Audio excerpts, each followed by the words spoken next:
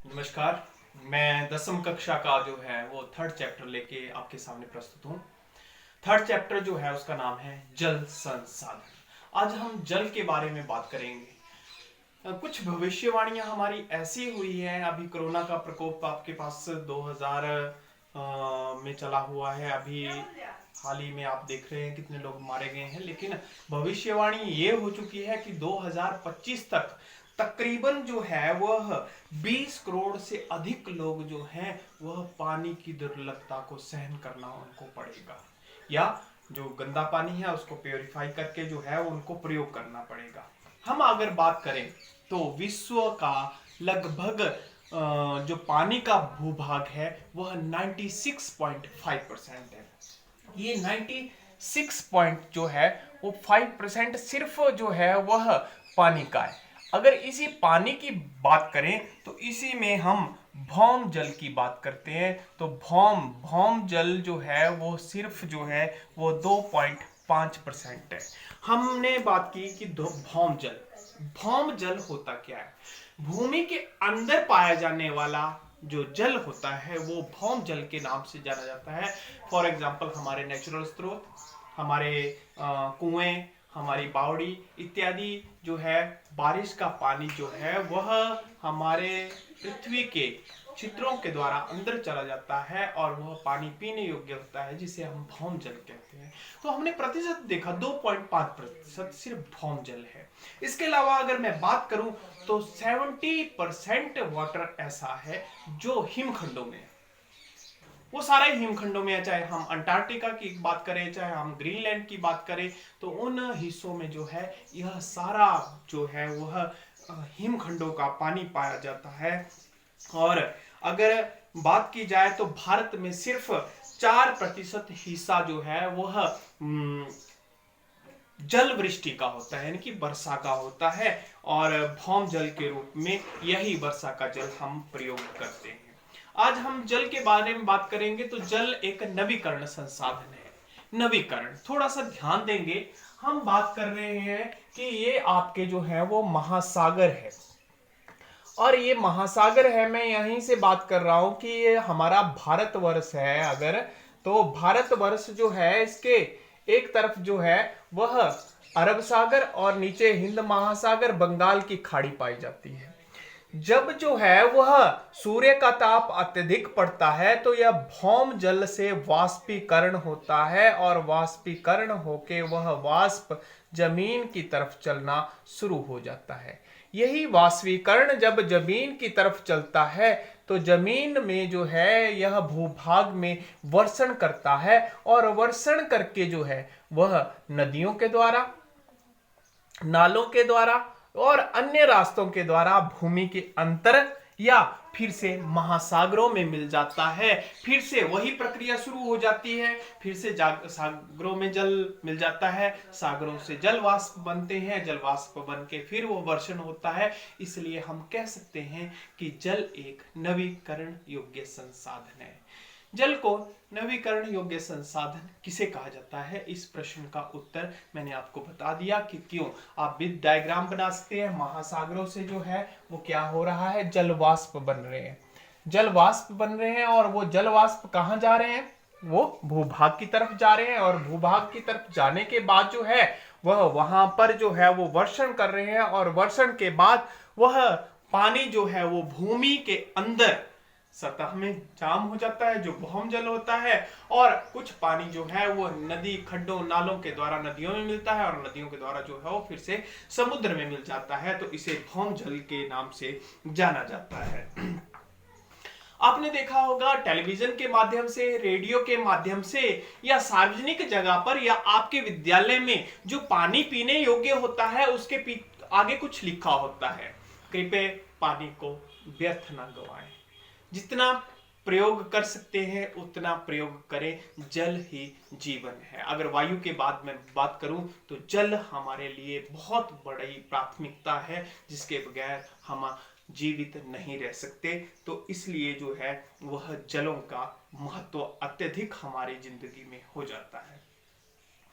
भारत की जो नदी धाराएं हैं यह धीरे धीरे जहरीली होती जा रही हैं। अब जहरीली कैसे हो रही हैं, अगर मैं गंगा की बात करूं तो गंगा अभी मोदी जी ने स्वच्छ गंगा अभियान चलाया है, तो इसके अंतर्गत आपको पता है कि गंगा का पानी दूषित हो चुका है। सारी फैक्ट्रियों का पानी, पूरे दिल्ली का गंदगी वाला पानी उसमें फेंका जा रहा है। एक बड़े दुर्भाग्य की बात है। इसके अलावा मरे हुए पशुओं को या अन्य चीजों को जो है हम जो है वो क्या करते हैं, नदी में फेंक देते हैं, जिसके कारण भी वह जल प्रदूषित हो रहा है। हमें इस प्रदूषण को बचाना है। अगर इसी प्रकार औद्योगिकरण, नगरीकरण के द्वारा इन नदियों में सीवरेज के द्वारा जो यह गंदा पानी छोड़ा जाएगा तो भौम जल की मात्रा कम हो जाएगी।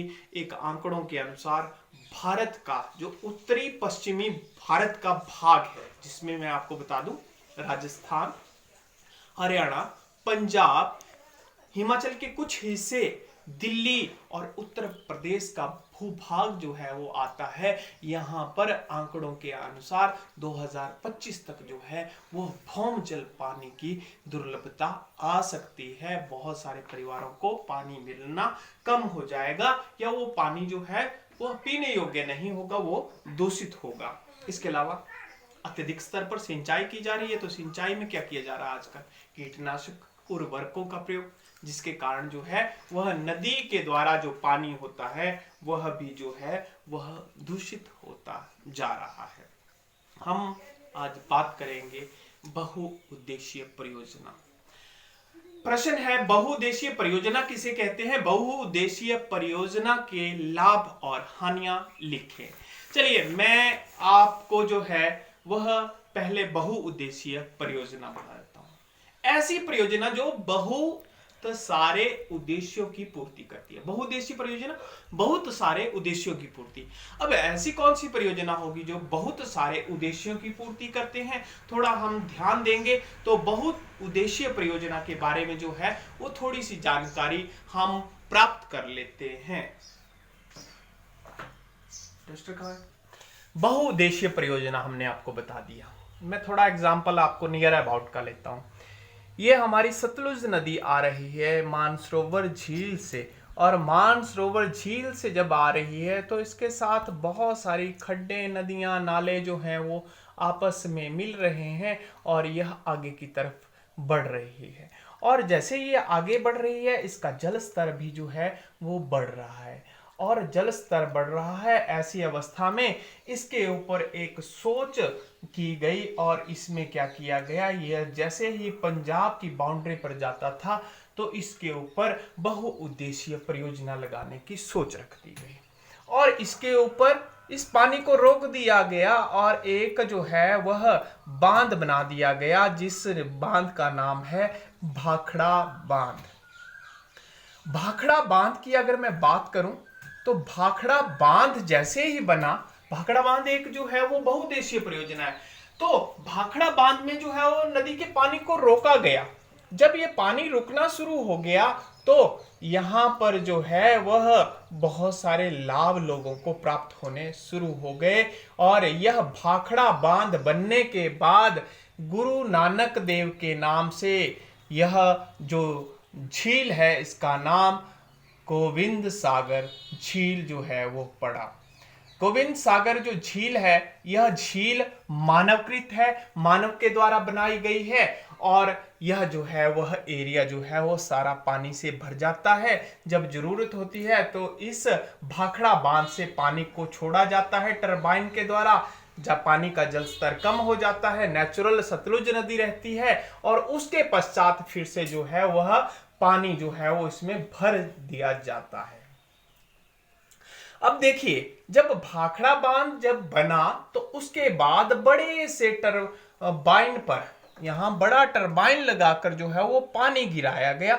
जब ऊंचाई से पानी गिरता है और किसी चीज पर गिरता है तो वह एक अलग तरंगों का निर्माण करता है, जिसे हम बिजली कहते हैं, और इस प्रकार बिजली का निर्माण हुआ है उत्तर भारत में जो है इसी भाखड़ा नंगल जो परियोजना है इसके द्वारा जो है वह लोगों को जो है वह बिजली प्राप्त हो रही है। इसके अलावा बहुत सारे मछुआरे यहाँ पर जो है वो मछलियां पालन करते हैं, यहाँ पर यातायात के साधन होते हैं, और इसके अलावा यहाँ पर परिवहन सुविधाएं भी हैं। अत्यधिक लोग पर्यटन के तौर पर इसको देखने आते हैं और यह जो है पानी जब भर जाता है तो नजदीक के जो जल स्रोत होते हैं, जलाशय होते हैं, उनमें पानी की मात्रा बढ़ जाती है।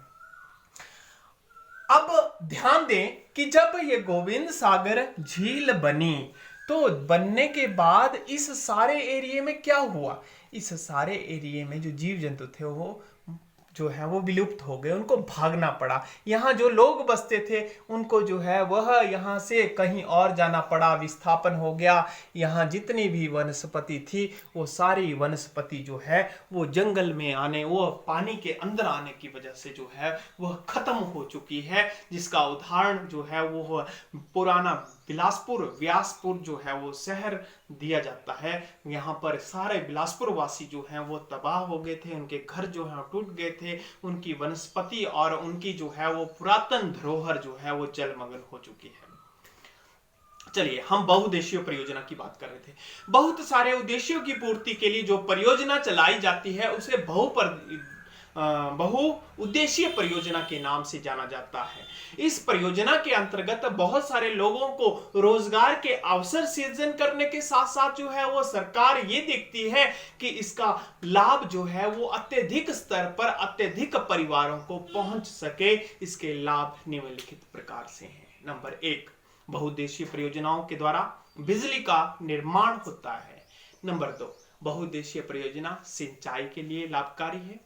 नंबर 3, बहुउद्देशीय परियोजना मत्स्य पालन को बढ़ावा देती है। नंबर 4, बहुउद्देशीय परियोजना की वजह से पर्यटन को बढ़ावा मिलता है। नंबर 5, यहाँ पर जो है वह नौकायान, नौका विहार किया जाता है, जल क्रीड़ाएं की जाती हैं। यह परिवहन का सस्ता सुलभ तरीका है और इसके द्वारा जो है वह नजदीक के जो नेचुरल स्रोत हैं उनमें पानी की मात्रा बढ़ जाती है। तो ये हमारी बहुउद्देशीय परियोजनाओं के लाभ हम बात कर रहे थे। हानियां, हम लाभ तो देख रहे हैं लेकिन हानियां, जैसे ही बहुउद्देशीय कोई परियोजना लगती है तो उसके पीछे का जितना भी एरिया है वहां की बहुत अधिक वनस्पति जो है वो तबाह हो जाती है। वहां पर उस वनस्पति के नजदीक रहने वाले जो जीव जंतु हैं वह भी वहां विलुप्त हो जाते हैं या उन्हें स्थान छोड़कर कहीं और जाना पड़ता है। नंबर 3, विस्थापन। लोगों को वहां घर छोड़कर जो है वो एक जगह से दूसरी जगह जाना पड़ता है, जिसको विस्थापन के नाम से जाना जाता है और लोगों का विस्थापन हो जाता है बहुउद्देशीय परियोजनाओं के कारण। दूसरी सबसे बड़ी यहाँ नजदीक से जो है वह गाद जो है, जिसको हम अपनी भाषा में जो है वो पणा कहते हैं, वह जो है वह नदी के धरातल पर अवसाद बैठ जाते हैं और नदी के स्थान को उथला कर देते हैं। इसके अलावा जो किनारों पर अवसाद होते हैं वो चिकने होते हैं, चिपचिपे होते हैं। मछलियां जो प्रजनन करती हैं, अंडे देती हैं, वह अब उथले क्षेत्र में देती हैं जहां पानी का जल स्तर कम होता है। अंडे वहां देती हैं लेकिन क्या होता है, पानी का जल कम और ज्यादा होने की वजह से कई बार उनके अंडे जो हैं वो उसी अवसाद में फंसकर मर जाते हैं, जिसके कारण मछलियों के प्रजनन में या मछलियों की मात्रा में कमी आ रही है। तो यह जो है वह बहुउद्देशीय परियोजनाओं के लाभ और हानियां हैं। आपके सामने जो है वो आज 2 प्रश्न करवाए गए। एक तो बहुउद्देशीय परियोजनाओं के बारे में बात की गई, लाभ हानियां की गई, और दूसरा जो है वो जल एक नवीकरणीय योग्य संसाधन है। यह आप जो है वो अपने शब्दों में समझाएं। आप विद डायग्राम जो आपको बताई गई थी, और आप जो है जब बहुउद्देशीय परियोजना का करते हैं तब भी विद डायग्राम करें, ताकि आपके भी ध्यान में हो कि ये बहुउद्देशीय परियोजना किस प्रकार जो है वह हमारे लिए लाभ और हानि सृजित कर रहा है। तो आज के लिए इतना ही। 10वीं कक्षा की पढ़ाई है, कृपया इसको अच्छे से करें और सेफ रहें, घर में रहें, अपने माता पिता का कहना माने अगर आपको मेरी वीडियो अच्छी लगी हो तो लाइक करें, शेयर करें, सब्सक्राइब करें। थैंक यू, धन्यवाद।